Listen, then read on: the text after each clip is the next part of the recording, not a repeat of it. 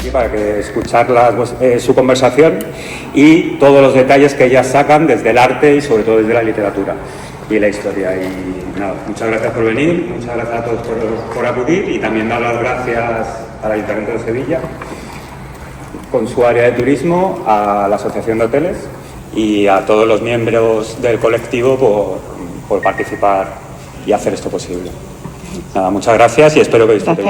He publicado un artículo de dos profesores de la Universidad de aquí de Sevilla que habían encontrado unos documentos en el archivo de Jerez y que decían que no, o sea, que digamos contradecían eso y decían que la patata, digamos, certificaba que la patata había llegado directamente al puerto de Sevilla y no solo eso, sino que también certificaba que había llegado antes de lo que se pensaba, ¿no? En torno a 1563, normalmente se ponía en torno a la fecha de 1573-75 vía Canarias.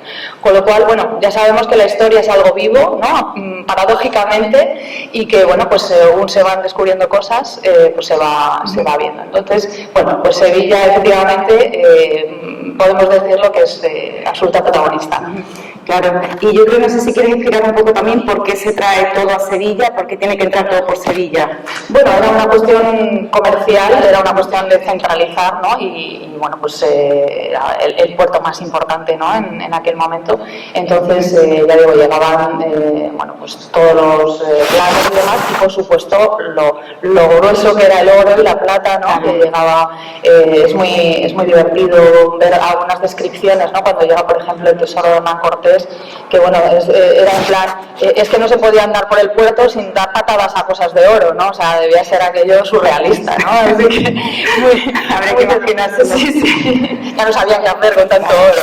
Pues claro, una Sevilla muy distinta a la que tenemos hoy en día, ¿no? Pero que bueno, que tenemos que recordar también. Claro. Y Inés, yo tengo aquí una pregunta para ti. En España existe desde el siglo pasado una identidad gastronómica muy tópica, ¿no? Es como que pensamos en la gastronomía de España. Y no sé qué se os viene a la cabeza a vosotros. Yo pienso en paella, en tortilla de patatas, en gazpacho y bueno, ¿de dónde vienen estos tópicos de gastronomía con el turismo y todo esto? Bueno, ese concretamente de la época de Fraga y Iván, que nos hizo el menú turístico, parece que yo creo que estaría muy contento si levantara la cabeza, porque todavía se sigue viendo lo mismo. Ya puedes estar en Cuenca que en Sevilla, que te van a hacer lo mismo. O sea que funciona, el invento funcionó. Lo que pasa es que, digamos que los tópicos gastronómicos o las definiciones de las gastronomías nacen anteriormente, ¿no? O sea, nacen a partir de... Yo creo que, yo te explico un poco lo mismo, ¿no? Los franceses no ganaron la guerra, pero sí nos ganaron por la cocina. Es decir, cuando terminan las guerras napoleónicas, todo el mundo come francés. Entonces hay como una especie de revuelta. No, nosotros vamos a comer y vamos a plantear cómo es nuestra cocina, cómo es nuestra nación. Al final salen las cosas, nacen en un contexto determinado. Entonces las cocinas nacionales nacen cuando nacen las naciones, que es después de las guerras napoleónicas. Entonces, todo el 19 está lleno de batallitas y de enfrentamientos entre escritores gastronómicos, entre, no sé, de Bussen, pues con la condesa Pardo Bazán, es decir, hay toda una serie, me dejo muchos en el tintero, hay toda una serie de escritores que están poniendo sobre la mesa no una batalla sobre qué vamos a comer, si el solomillo Wellington o la patata o la tortilla de patatas. Lo que están poniendo sobre la mesa es la identidad. La cuestión de la identidad, y la cuestión de la identidad va pareja a la cuestión nacional. Entonces, el 19 es un siglo muy potente en ese sentido, es el que pone las pautas, ¿no?, para considerar lo que sería nuestra cocina tradicional, ¿no?, de la que hablaba tanto, pues eso, Emilia Pardo Bazán, ¿no?, lo que es nuestra cocina nacional. Y aparece también, además de en estos escritos, artículos y montones de temas en los que sale la cuestión de la cocina nacional, ¿no?, pero también sale en muchas novelas, ¿no? Sí, por ejemplo, antes lo comentaba Óscar, ¿no?, a mí me gusta encontrar retazos, ¿no?, de lo que sería la comida, por ejemplo, en el siglo XIX, la desheredada, hay muchos fragmentos, ¿no?, que hablan de lo que era la cocina en el Madrid de finales del XIX, ¿no? Ahí se está viendo ya, ¿no?, cómo ¿Cómo vamos fraguando todo esto? Luego, como he dicho antes al principio, pues eso, el pistoletazo de salida del menú turístico y de cómo tenemos que presentar la comida ante los demás, porque de eso es de lo que se trata, ¿no? Y de sobre todo cómo la tenemos que vender, pues estaría en torno a los años 60 y el legado de Fraga Iribarne y su ministerio. Gracias. Además, supongo, corrígeme si me equivoco, que la influencia francesa también está muy presente en nuestra cocina. Primero, como tú dices, con las guerras napoleónicas, ¿no? Que hay pues, un poco de resistencia, pero también adoptaremos. Y luego también con Felipe V, la corte de los Borbones, aquí en Sevilla claro. con los Montpensier, y, ¿no? Sí. A ver, la cocina francesa está entre nosotros desde el XVII, desde el Gran Siglo, ¿no? O sea, lleva muchos siglos siendo el culmen, ¿no? de la alta cocina. Lo que pasa es que eso solo afectaba a muy poca gente, ¿no? A las cortes y poco más. Quiero decir, los modos de comer francés estaban muy poco extendidos. Con el 19 llega otra clase social que tiene más poder, si acaso, que la aristocracia, que es la burguesía. Y entonces es cuando se empiezan también a abrir todos esos restaurantes de corte francés que han estado los cafés franceses presentes hasta 2 había días. por O'Donnell y toda esa parte, toda esa influencia. Sí. Y hablando del recetario, si hablamos de literatura y gastronomía, pensamos eso en las obras que se escribían, que se pasaba, pero ¿qué lectura histórica y social se puede hacer de esto? Pues es un trocito de vida, se puede hacer una lectura total. Es decir, es un trozo de vida. Un recetario lo único que te está diciendo es cómo puedes hacer para sobrevivir en un momento dado. Entonces, hay que verlo como unas instrucciones y cómo puedes manejártelas con ellas. Es decir, yo podría explicarle a la gente cómo hacerse una silla en un momento que tener una silla es básico, o cómo hacerse un jersey, ¿no? En este caso es cómo hacerte un plato de comida. Porque es un trozo de vida y un trozo de ese contexto, porque salen los alimentos que se tienen a mano o que se desearían tener. ¿Que las clases, digamos, normales, que el vulgo tenía acceso a ello, o es algo un poco más...? Claro que no. A ver, es que digamos que el recetario formaría parte de los textos de la literatura gastronómica, ¿no?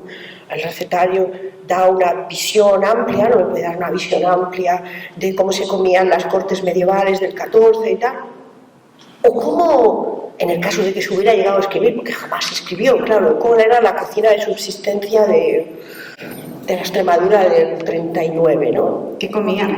Arroz por cojones, que no necesita arroz. Es que hay una receta que se llama así, y que si yo digo esto, que no lo he dicho yo, lo han dicho los profesores de la Universidad de Extremadura, que han hecho un libro muy bonito que se llama Cuando el pan era negro, y entonces han tenido que hablar con personas ya muy mayores, obviamente, para poder transcribir con su propio lenguaje, con su propio dialecto incluso, ¿no?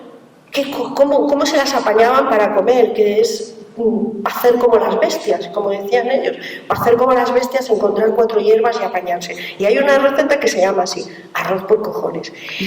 A ver, eso no se puede escribir si no es en ese contexto. Y por eso digo, es un trozo de vida.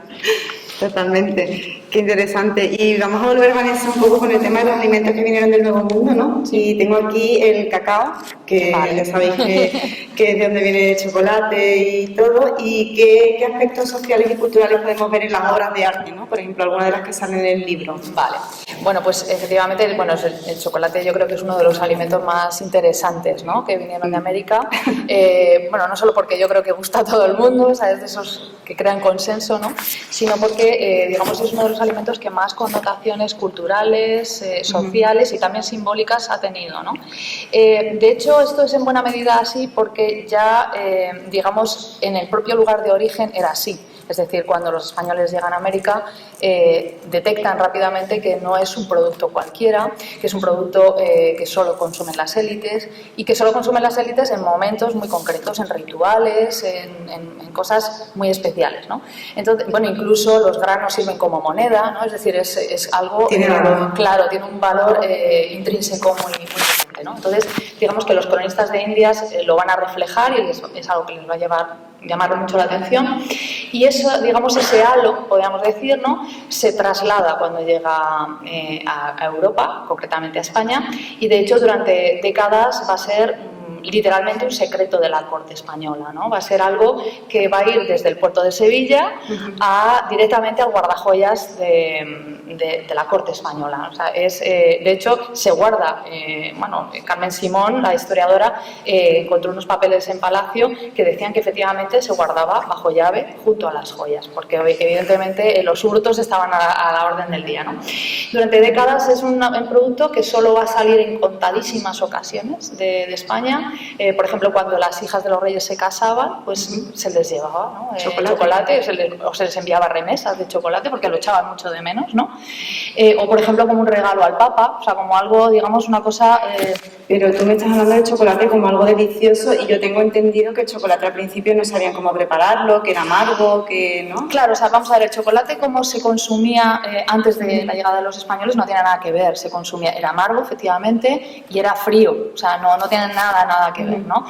Por eso también es un producto muy interesante, porque claro, los españoles llegan, les fascina, pero aquello es como un poco chocante, ¿no? Entonces ellos lo van a transformar totalmente, ¿no? Lo van a convertir en algo dulce, ¿no?, añadiéndole el azúcar, que lo llevan los españoles a América, poniéndole especias y luego, en primer lugar, o sea, el siglo XVII va a ser casi como un café, si lo viéramos, y luego es a partir sobre todo del XVIII cuando surge el mito del chocolate espeso, ¿no?, que conocemos actualmente. Y, por ejemplo, una cosa interesante es que, bueno, el consumo en la corte, ya digo, es muy limitado, pero muy desmedido, ¿no?, muy llamativo, porque la gente lo consume mañana, tarde y noche, ¿no? Entonces, uno de los sectores, digamos, que se van a alarmar con esto, precisamente va a ser la Iglesia, que sí, claro, porque va a considerar que su consumo puede conllevar al pecado, a varios pecados, de hecho, ¿no? En primer lugar, a la gula, evidentemente, porque claro, el consumo no es racional, no es un consumo racional, a la lujuria también, porque se considera desde un primer momento que es un producto afrodisíaco, ¿no? De hecho, en algunas crónicas se dice que Moctezuma lo tomaba antes de tener, decía, acceso a las mujeres, o sea, ya podemos entender a qué accedía, ¿no?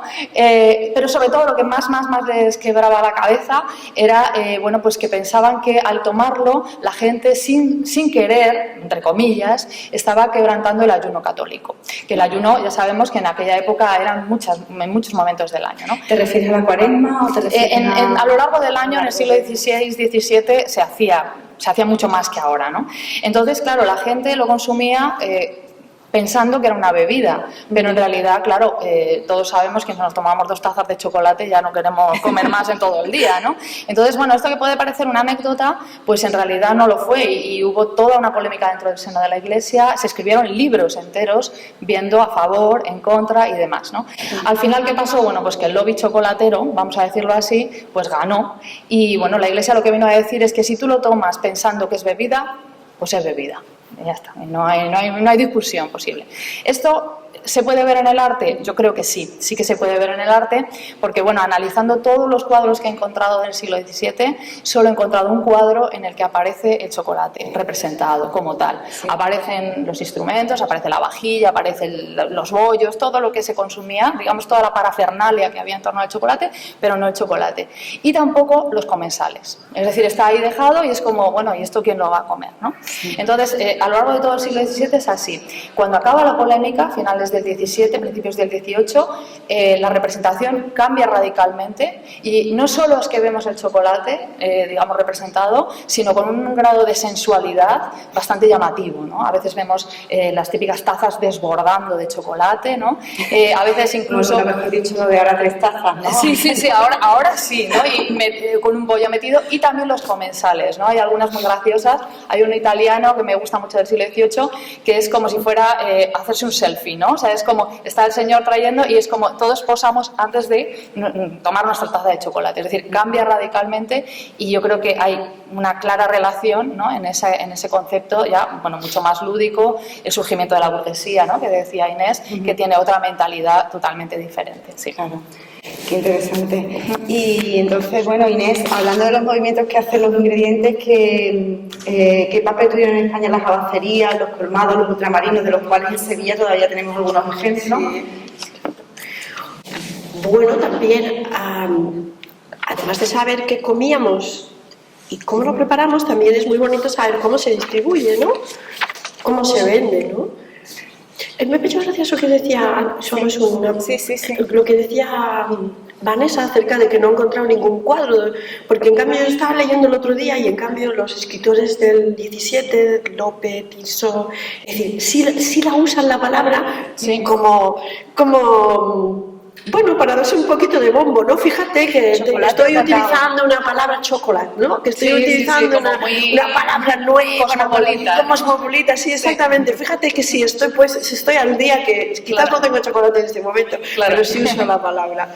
Muchas gracias. Bueno, pues nada, yo me dediqué durante un tiempo, en un momento en el que muchos, contestaré tu pregunta, ¿no? En el que muchos periodistas gastronómicos que vivían en Barcelona, que son los colmados, se estaban muriendo y que los estábamos dejando morir. Y entonces, pues nada, se me metió entre ceja y ceja saber un poco el origen de esos colmados, que se pueden llamar ultramarinos, abacerías, chigres, incluso en Asturias, es decir, era un tipo de establecimiento. En el caso de Barcelona van ligados a la nueva Barcelona, al derribo de las murallas, al cambio urbanístico de Barcelona con el Eixample. En cada esquina había... Y es eso porque ya no venía, o sea, se abastecía el alimento de forma más pequeña, a lo mejor, o... Depende, es que tiene varias explicaciones el colmado, ¿no? Es decir, por una parte puede derivar de la pequeña bodega donde se vendía el vino a granel, más la escoba, más el vinagre, más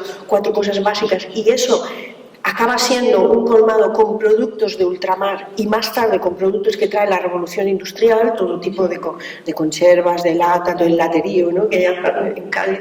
Todo eso se puede convertir en un colmado, pero después están también otro tipo de colmados más elegantes, más burgueses, que nacen ya en la tercera parte del siglo XIX, sobre todo en Barcelona con el Eixample, y creo que en Madrid también con el barrio de Salamanca. Es decir, hay varios frentes abiertos para saber la forma en la que se distribuían, que se vendían, que dice que puede ser, menos el mercado, que está dedicado al producto fresco, los productos no perecederos, incluidos los productos elegantes de ultramar, los nuevos productos que trae la revolución industrial, tipos de galletas, de gelatinas, de latas, de todo eso que ahora damos por normal, todo eso se vendía en este tipo de establecimientos. Y hay una profesión para ello, y hay un gremio para ello, ¿no? Y se consumía allí también, porque aquí, por ejemplo, en Sevilla tenemos algunos que tienen trastienda, entonces te preparan algo, te lo tomas allí. Exacto, en algunos, por ejemplo, en Barcelona aún está ese híbrido entre bodega, pequeño restaurante y tiendecita, ¿no? En la que tú, y en Cádiz también lo he visto, donde tú podías comprar a veces cosas básicas, ¿eh? Comprar una vela, una escoba, un aceite, lo que sea, ¿no? Y también tomarte un vinito. O también estaría en el origen de los tabancos, que es el tabaco, el producto ultramarino y la bodeguita. Claro. Pero luego está, ya os digo, por ejemplo, el colmado que está, ahora no recordaré el nombre, no lo recordaré, el que está en Huesca, es el más antiguo de Europa, es una tienda espectacular y es una tienda ya más burguesa. ¿Y de qué fecha es? Es de finales del 19 también, pero tengo que buscármelo. Porque aquí en Sevilla tenemos las escobas, que está cerca de la catedral, que se supone que Cervantes ya lo nombra y tal. Hombre, que se ha transformado muchísimo, que decía que yo ha sido de todo, ha sido papelería, luego ha vuelto a abrir un restaurante, pero que... Sí. No sé, hay una transformación que también va paralelamente al proceso de los gremios. Por ejemplo, también otro inicio de los colmados en Barcelona son las confiterías, pastelerías, porque al final todas las especias están juntas. El azúcar, la canela, todo estaba junto. No, es interesante porque son cosas que yo no sabía, por ejemplo, de comercios de hoy en día, que vas a cualquier lado y y sabes aquello. Pero bueno, a ver, yo creo que de aquí lo que a mí más me llama la atención es la transformación, ¿no? Que hubo a lo mejor en la gastronomía desde época antigua, de ser una cosa de supervivencia, como decíamos, a ser algo de identidad, de algo de política, ¿no? Algo de seducción, como el chocolate, de prestigio. ¿Cómo se produce esa transformación? Bueno, siempre ha estado ahí, a ver. Últimamente se habla mucho, ¿no? De, pues, yo lo acabo de hacer, ¿no? La identidad y la cocina, o la cocina como marcador social, siempre ha estado ahí. Lo que pasa es que yo creo que eso sale cuando tienes necesidad.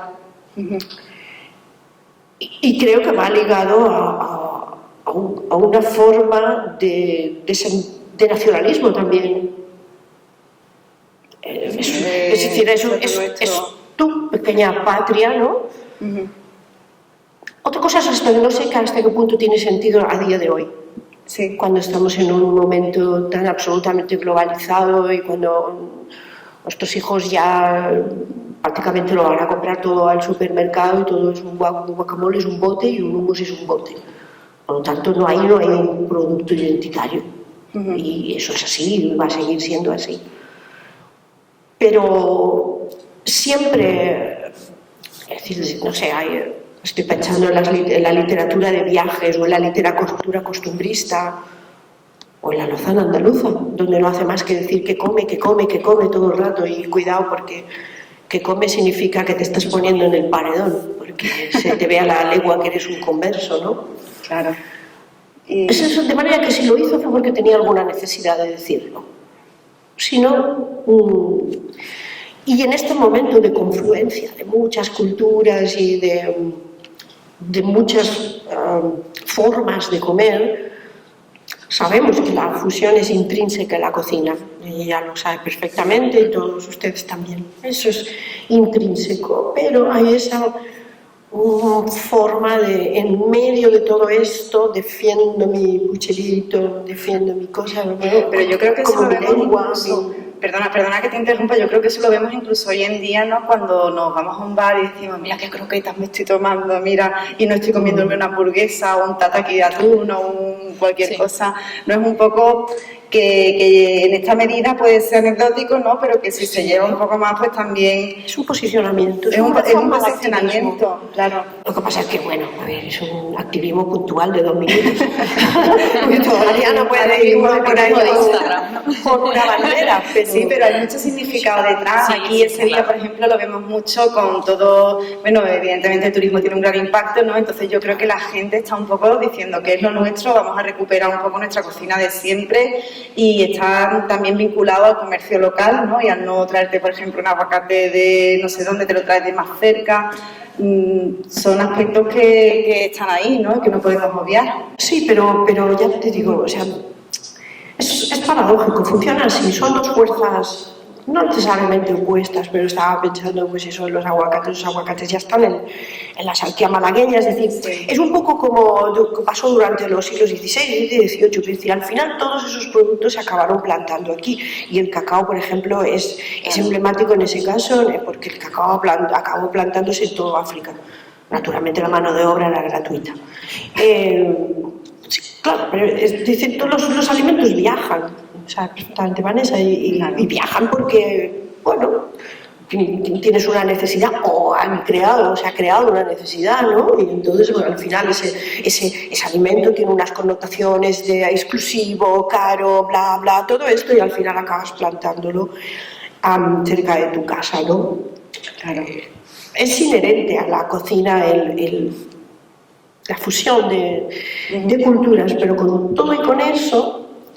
Pues sí, nos gusta tener nuestra cocina por bandera como lo haríamos con cualquier otra cosa, sobre todo esto en un momento en el que te sientes amenazado. Puede que sea algo muy subjetivo, ¿no? Pues que realmente no es una amenaza, ¿no? es el propio progreso de las cosas, pero te sientes amenazado. Y también, obviamente, cuando se defiende la cocina local, se está defendiendo la producción local. Entonces es una cuestión económica, ¿no?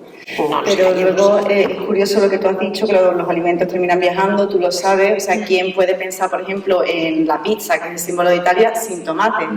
Un alimento que viene de América, la tortilla de patatas nuestra con la patata, que viene de América, ¿no? Entonces a lo mejor llega un momento que el cocido de aguacate es algo típico de aquí, no lo sé. Pero bueno, bueno, de hecho, hablando del siglo XIX, claro, yo hice el seguimiento, o sea, yo me paré en el siglo XVIII para el libro, pero bueno, yo por interés también personal he seguido un poco la pista, ¿no? De qué fue del tomate, y claro, es muy curioso cómo coges recetarios y, bueno, reflexiones de Busen y de Post-Busen sobre todo, ¿no? Cuando hace un recorrido por España y dice cuáles son nuestros platos y nuestros ingredientes básicos, por supuesto, ahí están los americanos, ¿no? Y hice incluso un listado, digamos, numérico, ¿no? Y el tomate y el pimiento, o sea, es que son omnipresentes en cualquier gastronomía, vamos a llamarla regional, ¿no? Es decir, que hemos pasado de cosas, algo exótico, algo raro, que es visto un poco como, bueno, casi asqueroso en algunos casos, a ser santo y seña, ¿no? de nuestra gastronomía, ¿no? O sea, quiero decir que es un proceso que puede tardar más o menos, porque, bueno, a veces también hay mucho mito, ¿no? Se repite muchas veces lo de, no, es que hasta el siglo XVIII, XIX no se comían los alimentos americanos. Es una mentira, pero como una catedral. Lo que pasa es que no había constancia, porque, claro, por ejemplo, los alimentos más populares, el tomate, el pimiento y tal, no había un registro como sí que tenemos en la corte. La corte no lo comía, pero evidentemente la gente, ¿cómo no lo va a comer? O sea, es evidente, ¿no? ¿Puedo hacer una pregunta? Sí. Vanessa, para ti, en concreto hablamos del tomate, el pimiento, el chocolate, que son alimentos que tenemos muy presentes, ¿no? Sí. O lo más conocido, que es lo que es ¿qué alimentos más has descubierto que venían o que dicen Bueno, pues ahora como algo diferente, ¿no? Sí. Por contar con otro tipo de... Bueno, así, de los que están muy de moda, el aguacate y la piña, que ahora mismo, vamos, no parece que no podemos comer si no comemos con ellos, pues también son americanos. Tipos de calabaza. Bueno, todas las calabazas, todas las cucurbitáceas, o sea, calabaza, calabacín, todo más. La batata también, que también es interesante. Oye, y una cosa, perdona, Sí. bueno, si quieres decir, pero una cosa muy interesante, Sí, que no me sí, acuerdo con quién la comentamos el otro día, que las patatas, todo lo que eran Sí. tubérculos que venían de la tierra, Sí. están mirados por la Iglesia como pecaminosos, ¿no? Porque venían de... Bueno, más que pecaminosos, eso Sí. tiene que ver, bueno, con esta visión religiosa, ¿no? De clasificar el mundo. Claro, ahora lo clasificamos a través de la botánica. Entonces, bajo ese concepto, bueno, pues una de las teorías que arranca la Edad Media, bueno, que en realidad tiene su base en Platón, como casi todo, es la llamada gran cadena del ser, ¿no? Que todo el mundo, digamos, está ordenado jerárquicamente. Y, por supuesto, los alimentos también. Y el criterio básico para definir si un alimento era superior o inferior a otro era la cercanía a Dios, es decir, cuanto más cerca del cielo estuviera, más, digamos, más noble el alimento. Con lo cual, teniendo en cuenta eso, lo que tú acabas de decir, es decir, los alimentos que nacían bajo tierra eran considerados los alimentos más innobles, ¿no?, de la naturaleza, y por tanto los alimentos que un noble no podía permitirse, no podía comer. O sea, no es que no quisiera, no es que no le gustara una patata, es que directamente no se lo planteaba, ¿no?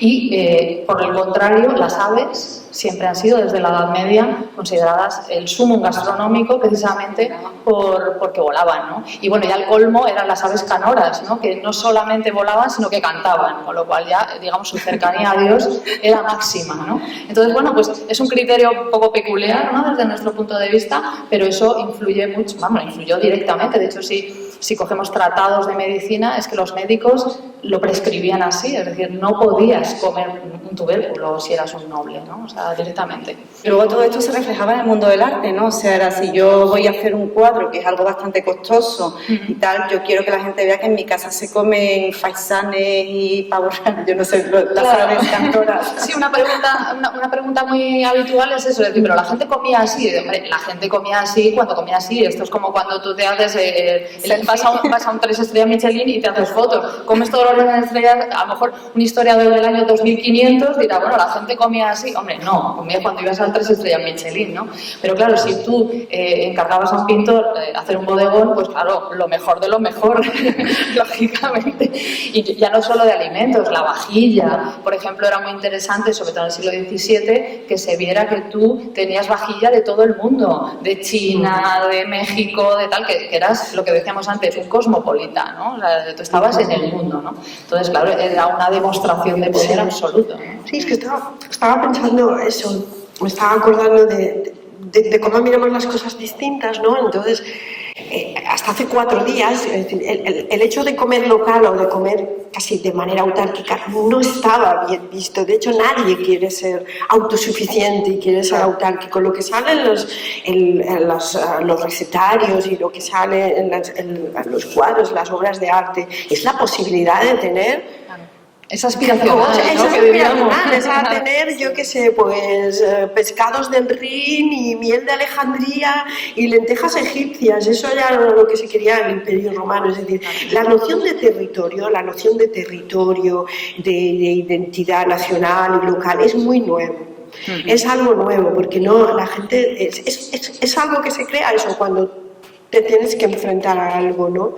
Como en este caso, pero en realidad la situación de esto autárquica, ¿a quién le interesa eso? Comer lo que da el otoño, el kilómetro cero, el encuentro del payar, es que ¿quién le interesa eso? De hecho era incluso vergonzoso, ¿no? Claro. Por ejemplo, claro, cuando se habla de la patata y del maíz, ¿no? Es como nadie lo comía, oficialmente nadie lo comía, pero se sabe que en todo el norte de España, por ejemplo, es lo que salvó de morir de hambre a millones de personas, ¿no? Pero porque era de autoconsumo, o tú tienes maíz, yo tengo patata, pues no lo intercambiamos, pero ahí no hay constancia documental por ninguna parte, ¿no? Oficialmente eran alimentos para animales, oficialmente, pero claro. Y otro día leía también una cosa muy... que me pareció obvia, ¿no? Que, por ejemplo, el uso del tomate ya la bendición total se la da la industria agroalimentaria, porque claro, el tomate que se hace al principio se hierve queda fatal, o sea, no sabe cómo cocinarlo. Cuando llega la industria agroalimentaria, por eso digo que la industria agroalimentaria va a seguir ahí y va a seguir imponiendo, no imponiendo, sino dando una serie de posibilidades, ¿no? Como hizo con el tomate. En el momento que se envasa la salsa de tomate, se conserva con tomates italianos ya plantados ahí, bla, bla, bla, eso bendice el tomate. Y luego va a Andy Warhol y hace la sopa de tomate y ya la se ha hecho popular y ya está, y ese es el proceso. Y el ketchup de la marca esta. Exacto. También, que no Bueno, hablando por ejemplo de algo tan andaluz como el gazpacho, ¿no? Por ejemplo, que durante siglos... Perdona, pero ¿cómo podemos concebir el gazpacho? O sea, que comíamos antes. Bueno, el gazpacho existía, o sea, que antes de América existía el gazpacho, lo que pasa es que sin tomate y sin pimiento, lógicamente, ¿no? Entonces, cuando llega esa receta base, digamos, del vinagre, el pan, la sal, pues claro, los braceros, ¿no? Pues hacen palmas con las orejas, ¿no? Y dicen, bueno, qué maravilla, o sea, le damos color, le damos sabor, lo vamos a consumir.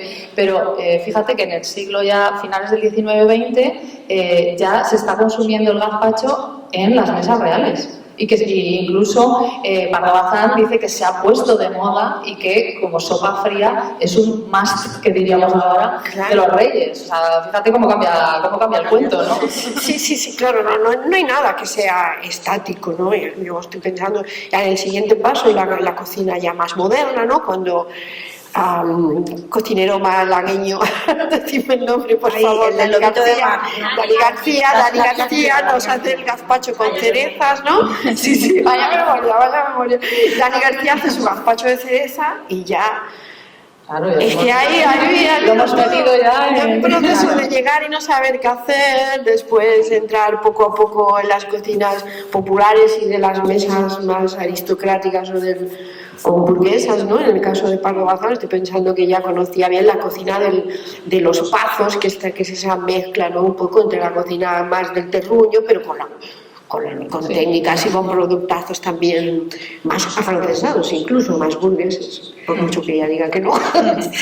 Sí, lo hay. Porque la cocina también mucho, hemos hablado antes de las influencias que hay, culturales, sociológicas, pero también hay mucho de experimentación y de juego. Entonces, ¿Qué piensas de eso, de esa, cuando el cocinero se ve delante de, bueno, tengo esto, esto y esto, a ver qué hago, o me apetece un sabor nuevo? O... También se ha hecho siempre, ¿no? Y sobre todo, bueno, lo de los, a ver, desde los primeros cocineros, estoy pensando en los cocineros griegos, la antigua Grecia, ¿eh? Sí, el otro día tuvimos una charla interesantísima de arqueología gastronómica y estuvimos viendo un poco, claro, pero sin tomate, sin nada, era un poco un desafío, ¿no? Pero... Sí, a ver, siempre han estado muy valorados, ¿no? Como artistas, a ver, el que te da de comer y encima lo hace a otro nivel, ¿no? Más hedonista, ¿no? Cuando hablábamos, más buscando el placer, la innovación, no sé si la creatividad, la innovación. Porque la creatividad parece que es como algo más reservado en los tiempos modernos, yo no lo veo así, pero bueno, es igual. Todo eso siempre ha estado muy bien valorado, claro que sí, ¿no? Hay que tener siempre un cocinero y un abogado al lado, ¿no? Como decía Vázquez Montalbán. Pero bueno, lo que pasa es que es verdad que ahora se le ha dado una vuelta de tuerca por una razón muy sencilla, y es porque la gente ya no tiene hambre. Yo no desayuno hasta mañana, yo tengo mucha hambre. Pero me refiero que cuando tú ya vas, la cocina depende, tú primero tú tienes que cubrir tu necesidad, luego ya si eso hablamos. Es decir, primero hay que comer, después, a partir de ahí, pues hombre, en el momento que tu necesidad básica ya se ha sobrepasado, ¿no? Y eso está ya cubierto, pues a partir de ahí podemos empezar a hablar de otras cosas, ¿no? Por lo tanto, eso siempre ha estado ahí, pero ha estado entre las élites. Y ahora dicen que es un poquito más democrático. Bueno, ¿tú qué piensas de eso? Que te veo ahí un poco... Que no, la cocina nunca será democrática, como no lo será nada. Es decir, a ver, todas las cosas son marcadores sociales. De la misma manera que llevas unos zapatos en la marca tal, pues te comes un plato en Dani García, en alguno de sus restaurantes. No es una cosa... Es decir, otra cosa es que... el hambre, en al menos esta parte occidental del mundo, esté más o menos solucionada. Eso es distinto. Y digo también el hambre, no una buena nutrición. Eso es diferente. Eso, bueno, gracias a Dios, basta ir a un supermercado para decir, vale, obviamente no tenemos hambre. Si tengo toda una estantería llena de chetos, sabor jamones, porque no tengo hambre. Si no, no perdería el tiempo en estas estupideces. Es decir, eso es porque no tienes hambre, ¿no? Uy, ahí hay todo un tema, ¿eh? Porque ahí estamos hablando de la gratificación inmediata de un paquete de patatas fritas en oposición a lo mejor a tener que elaborar un puchero, tener que hacer algo, una ensalada o algo que tenga un poco más de... Y también el tema de los precios de estos alimentos, lo barato que es comprarte un paquete de patatas y luego lo caro que es. Vamos, me estoy acordando de una historia de Estados Unidos del otro día, es más barato tomarte una hamburguesa que tomarte una comida orgánica, bueno, pues buena, no un es brócoli o algo así. Claro, no es han cambiado las tornas, pero no es democrático. Es decir, un trozo de bollo te vale €1 y pico y 4 alcachofas te cobran casi 4 euros. Claro. No lo es. Otra cosa sí es eso. Quiero decir, ¿te vas a quedar con hambre? No, come bollo. No te vas a quedar con hambre. Otra cosa es cómo te estás alimentando, eso es otra historia. Y eso es nuevo, eso sí es nuevo. Esto pertenece a esta época que es un paso más dentro de la globalización que se empieza ahí y una mala alimentación porque no estamos preparados para la sobreabundancia. Entonces, tienes toda una estantería que va de ahí a la puerta llena de snacks. Claro. Pero bueno, también está indicando que vivimos de una manera distinta, lo acabas de decir. Tengo que salir del paso, tengo hambre, pues bueno, pues cojo hoy snacks de sabor jamón, mañana de sabor piruleta de fresa, mañana me compro un bollo. Es decir, también estamos en una sociedad distinta, que no sé si tiene más o menos tiempo, ese es otro tema, pero que le da otro valor al tiempo, que considera que no debe perder el tiempo en una cosa que ya te la soluciona la industria, en cambio, pues a lo mejor es mejor que la pierdas o que la ganes haciendo tumba. Tenemos otra reflexión acerca del tiempo, de las prioridades, de dónde hay que invertirlo, dónde no sé qué, y sobre todo pues eso, no tenemos ninguna necesidad, sino que ya es casi una parte del ocio, ¿no? Es decir, hay montones de personas que hacen recetas, pero que hacen recetas pues yo que sé, rarísimas, que jamás vuelven a repetir, rarísimas para sus culturas gastronómicas, porque lo consideran una ¿Quién no parte tiene un de amigo que se ha comprado el kit de hacer sushi y se pasa una mañana entera lavando arroz? Y echándole vinagre? Se lo está pasando bien, ¿eh? Se lo está pasando bien, claro. Se está pasando Claro. bien. Dice cuánto me relaja, ¿no? Pero que cada uno puede divertirse como le dé la gana, vaya por delante. Estoy diciendo que esto no es una necesidad, sino que es un divertimento. Yo también puedo dedicarme toda la mañana a hacer magdalenas y, bueno, pasármelo pipa. Sí, O es verdad. rosquillas, o hojuelas, o ahora torrijas, cuando llegue el momento. Pero ¿lo estoy haciendo por hambre? No, lo estoy haciendo porque forma parte de mi cultura, porque tengo ganas de repetir una tradición. Al hedonismo en el proceso. Quiero decir, la señora que hacía en el siglo XVII un puchero no se lo estaba pasando bien, es que no era lo que tenía que hacer. Punto. Claro, entonces ahora el hedonismo ya no es solo comer, sino hacerlo, ¿no? Ese proceso, pero no se ve como un trabajo, sino como, bueno, un hobby. Es decir, voy a hacer zumba o me voy a lavar arroz de sushi. Bueno, ya está. Cuanto más diferente sea tu forma de vivir o tu, pues también te da un cierto caché, es un marcador social, ¿no? Ay, mira, pues eso, fulanita se va a poner a hacer hoy un curry de no sé qué, ¿en serio? Sí, bueno, pues vale, pues ya está, nos vamos a divertir. Pues vamos a comer todos curry, y todo esto vamos a aprender algo sobre ese tipo de especias, yo que sé, puedes montar todo un espectáculo, una forma de socializar, como siempre ha hecho la cocina, ¿no? La verdad es que estamos viviendo en un momento súper interesante por eso, ¿no? Por todos estos flecos y toda esta manera de comprender El la acceso que cocina. tenemos a todos, si lo pensamos ahora mismo, sería impensable para gente normal en siglos pasados. Tenemos un acceso a una oferta, a una cultura, es que antiguamente no nos preocuparíamos de Claro, todo. o sea, yo en ese sentido creo que sí que se ha democratizado en ese sentido, es decir, todos tenemos un acceso en general bastante amplio, ¿no? y libre, entre comillas, ¿no? Cosa que, por supuesto, en la época en la que yo estudio, del siglo XVI-XVII, eso era ciencia ficción, básicamente, ¿no? Lo que no se ha democratizado es esa cocina de élite que, por su propia definición, no puede democratizarse porque perdería todo su valor, ¿no? Por ejemplo, hablando de, bueno, pues de la época, ¿no? Cuando llega el pimiento, por ejemplo, al principio se cree que va a sustituir a la pimienta, que era como la élite de las Por especias, eso el nombre, ¿no? por eso lo Sí, llaman. sí, de ahí viene el nombre porque Cristóbal Colón dice, cuando lo encuentra, claro, el hombre se le hace los ojos chiribita porque dice, bueno, ya está, ya he encontrado aquí la especia, ¿no? Entonces él dice, es el ají que es su pimienta, ¿no? Entonces él hace esa comparación. Pero ¿qué pasa? Que en el momento en que llega a Sevilla de nuevo y se empieza a plantar y aquello sale solo, pues ¿qué pasa? La nobleza dice, yo no quiero saber nada de pimiento, porque esto Vete a freír pimiento. Claro, vete a freír pimiento, que a mí no me importa un pimiento porque esto no tiene ningún valor.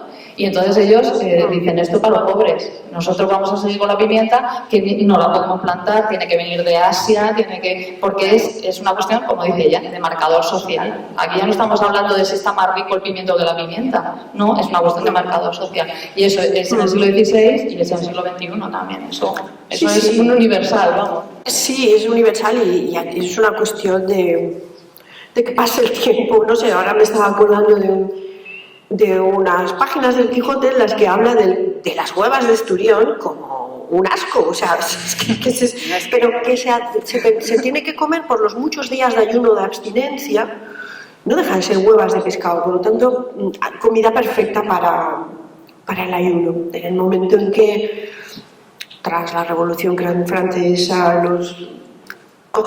muchos cocineros europeos van hacia la corte de los zares rusos y descubren el caviar como una exquisitez y lo traen aquí y le dan bombo y platillo en muchas comidas donde están pues la crème de la sociedad, el caviar se pone de moda y como además es escaso y caro, Ya, perfecto. Ya tenemos el caldo de cultivo, perfecto. pero mañana podemos volver tranquilamente yo creo que a que lo más complicado sea tener, y ya está pasando, una buena patata y un buen tomate.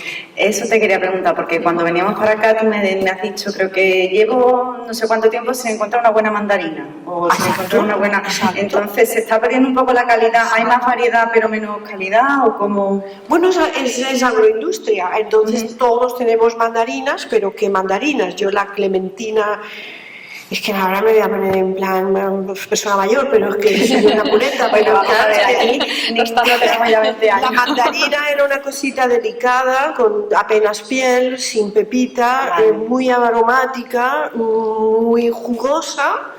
Y yo tengo mandarinas, que es que no hay forma ni de pelarla, no me entra la uña, no puedo pelarlas, están secas, entonces, ¿tengo mandarinas? Sí.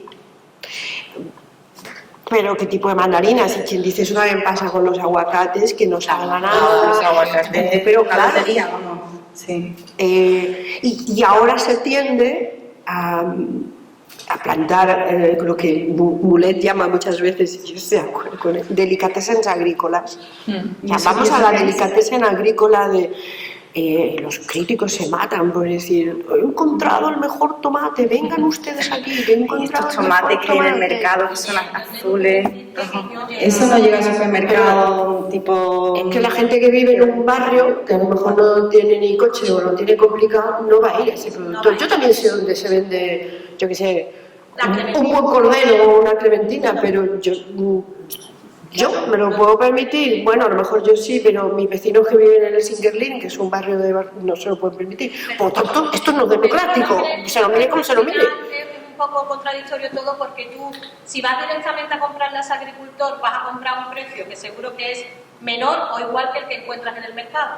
Sí, seguramente el precio, probablemente. El tema es que hace falta una infraestructura para conseguir buena comida. Hace falta una infraestructura, siempre se ha necesitado una buena infraestructura. Hace falta, pues eso, que tu distribuidor, estábamos hablando antes de las tiendas, que tu distribuidor está aquí al lado, que ya sea tu mercado, ya sea tu tiendecita, ya sea lo que sea. Entonces, todo eso también es una parte muy importante de la historia de la gastronomía. Y también que vivimos en un sistema en el que se optimizan costes cortando esquinas en todo lo que se puede, ¿no? Entonces, si yo te puedo vender una mandarina al mismo precio y te la vendo peor o le hago, vamos, que al final que sí, que yo entiendo totalmente que no tenemos la misma calidad que antes, ¿no? Pero al mismo tiempo es verdad que nunca hemos tenido tanta variedad y que nunca hemos comido tan bien a nivel nutricional. A veces la hay, o sea, tenemos comida y ella lo acaba de decir. Claro que hay cosas muy buenas, hay terneras estupendísimas en Ávila y no sé qué, pero lo que me estoy preguntando es si todos, por muchas vueltas que le demos, eso es para 4, como toda la vida de Dios, ya está. Y los demás, pues con un canto en los dientes de que podamos seguir comiendo ternera. Es decir, cuando hice este libro, ahora se habla mucho, ¿no? Carne roja, no sé qué, todo esto, ¿no? Bueno, los niños de los 60, incluida yo, tenemos un par de centímetros más que nuestros padres gracias a la leche y a la carne que nos llegó vía Argentina o alimentada con grano argentino. Venga, pues vamos a abrir, si os parece, un poco a preguntas. No sé si alguien tiene alguna pregunta en el público de algo que hayamos estado hablando o cualquier otro tema que queráis preguntarle a estas dos expertas. O pregunta a la pesada Vega. O pregunta a Eva. Una pregunta, hablando de... Venga, Óscar, que a ti tampoco te conocemos. Sacar un poco un tema bastante común en estos días, que es el turismo. ¿Qué se puede sacar de los primeros turistas que vinieron a España, de los primeros cuadernos de viaje? Digamos, la opinión que tenía gente de fuera cuando visitaron España por primera vez. Mala, lo tenía muy mala, pero porque ellos también defendían lo suyo, ¿no? A ver, no creo que fueran muy desencaminados, ¿no? Las fondas eran inmundas, la comida era inmunda, es decir, a ver, tampoco nos engañemos, ¿no? Porque antes todo era bueno, el pan era bueno, Cuidado. La higiene. Que el abuelo no se lavaba las manos cuando hacía el pan del abuelo. La higiene, la posibilidad de que las cosas, sobre todo la higiene, ¿no? Yo creo. Y después, pues bueno, lo que hubiera, pues ya estaba bien, lo básico, ¿no? Lo que pasa es que, claro, sobre todo los ingleses y los franceses que vinieron aquí, hicieron todas estas, lo que se llama la literatura de viajes, desde Gautier hasta Dumas, ¿no? Pues hablaron pestes de nosotros, pero ¿cómo no le iban a hablar si acababan de perder la guerra? ¿Concretamente de Sevilla o de España? No, de España, por ejemplo, Dumas hace de París a Cádiz, si no me equivoco, y y habla horrores de nosotros, pero es que a ver, si se hubieran quedado con Cádiz, pues la cosa hubiera sido distinta. Yo que un inglés, bueno, un francés todavía, pero que un inglés critique la cocina. Claro, yo creo que también hay que ponerlo un poco en cuarentena por eso, es decir, que habría algo de verdad o mucho de verdad, pero que también había una cierta animadversión, una cierta campaña, ¿no? De bueno, estos desarrapados, ¿no? El desprestigio. No, pero te he preguntado si era en Sevilla, porque Sevilla concretamente a finales del siglo XVIII, principios del XIX, es una de las ciudades que tiene mayor índice de mortandad y está precisamente relacionada con el tema de la higiene, la comida, las contaminaciones de agua del subsuelo, y entonces pues me imagino que alguien que viniera de fuera se llevaría las manos a la cabeza, porque además es justo la época en la que empiezan las fondas, como la fonda de Inglaterra, como bueno, los de Inglaterra, como todo, entonces yo no sé lo que se pondría allí, imaginaros de comer, es que no me lo imagino. Pero que es una pena que eso tampoco haya quedado retratado en el arte, ¿no? Que tengamos tan pocos ejemplos de lo que se comía en el día a día. No, sí, hombre, hay alguna cosa así, pero bueno, digamos que el arte, por ejemplo, a lo mejor ya más a partir del 19, con el realismo y demás, ahí ya sí que podemos encontrar eso.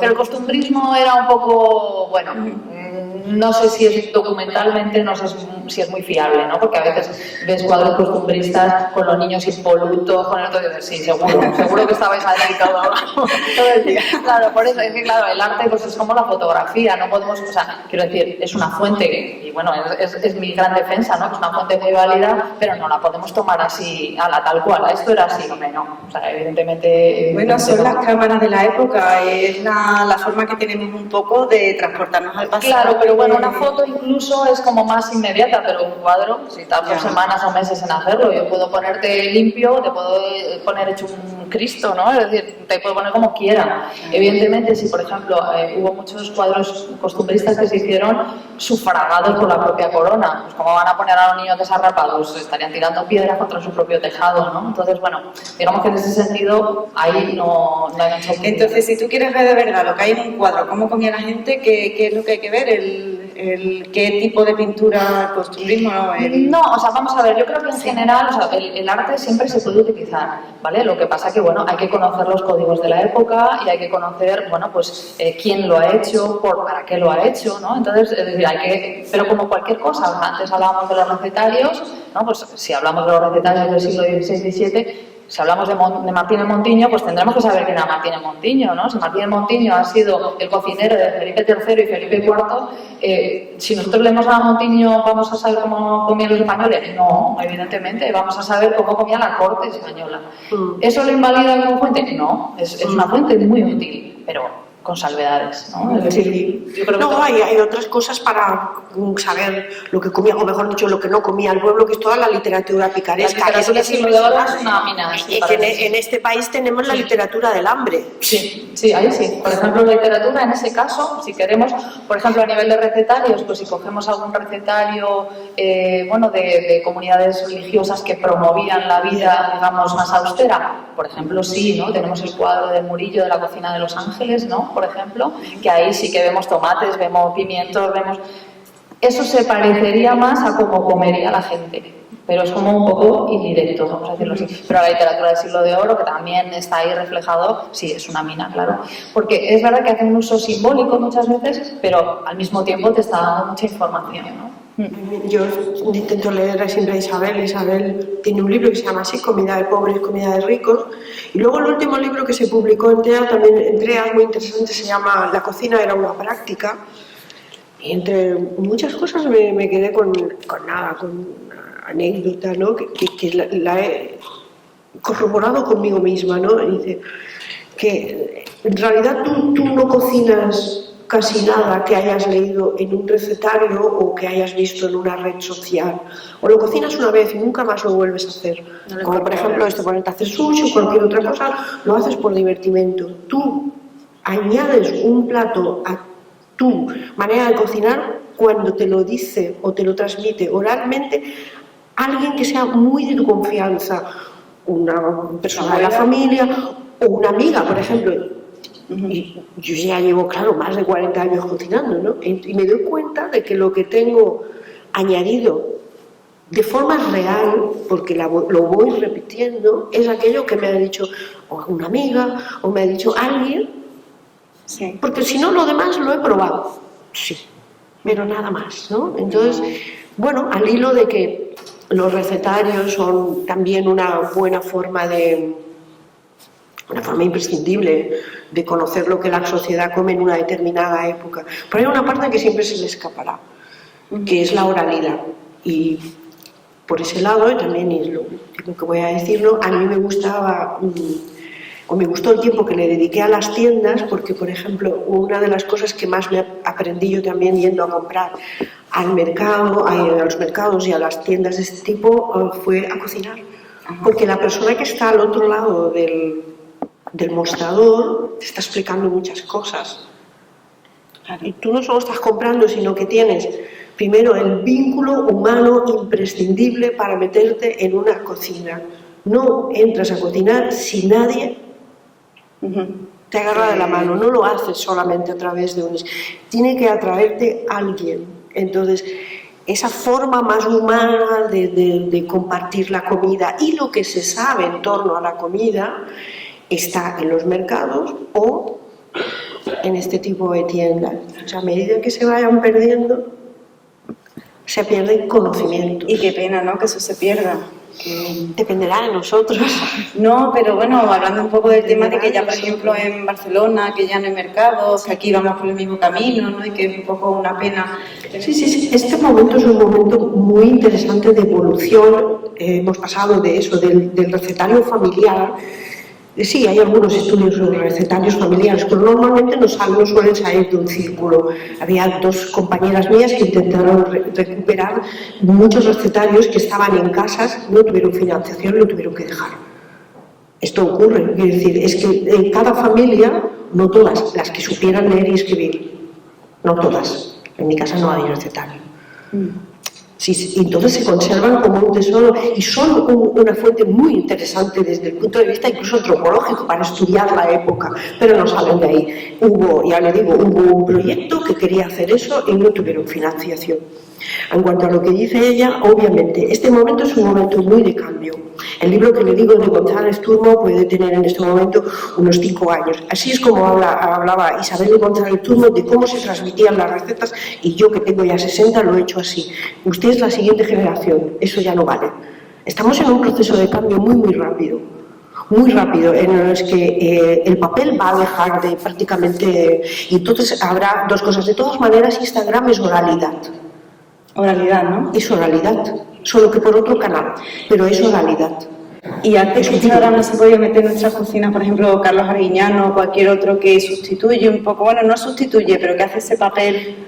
También, es decir, yo también he aprendido bastante, ¿no?, con algunos programas de cocina, sobre todo los antiguos, ¿no?, pero yo recuerdo a la Elena Santoja y aprender muchas cosas, básicamente también en aquella época, porque no tenía dinero para libros de recetas, nada más. Entonces, la tele era una buena fuente, ¿no? Pero eso es oralidad. No importa el medio es lo de menos.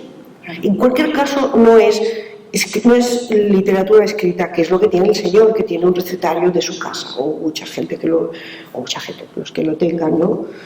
Entonces, ahí lo interesante sería difundir estos trabajos, pero el mundo editorial, en ese tema no me voy a meter. Bueno, vamos a terminar aquí, si os parece. Terminamos. Muchísimas gracias por haber venido. Yo espero que algo de lo que se ha hablado aquí pues os inspire para seguir buscando información y bueno, sobre todo un gran aplauso para estas dos señoras que han venido aquí a hablarnos de gastronomía y cultura. Muchísimas gracias. Se inaugura ahora, justo enfrente de los baños en el parque, una exposición que se ha comisariado por María Regui en torno al alimento, a la comida como metáfora. Es una colectiva de 6 artistas de Sevilla. Ahí tenemos a Guille, por ahí sentado, hola, él es uno de los artistas que participa, y os animo, si os apetece, a que vengáis a la inauguración de la exposición. Está el director de programación del Ayuntamiento de Sevilla, que va a dar unas palabras. Va a hablar María Regui también sobre cómo ha trabajado con el alimento como metáfora para hablar de temas diversos sociales, y ya está. Y podemos seguir hablando perfectamente. Claro, y vosotros, eso, por eso la premura. Muchísimas gracias. Muchísimas gracias. Gracias. Gracias.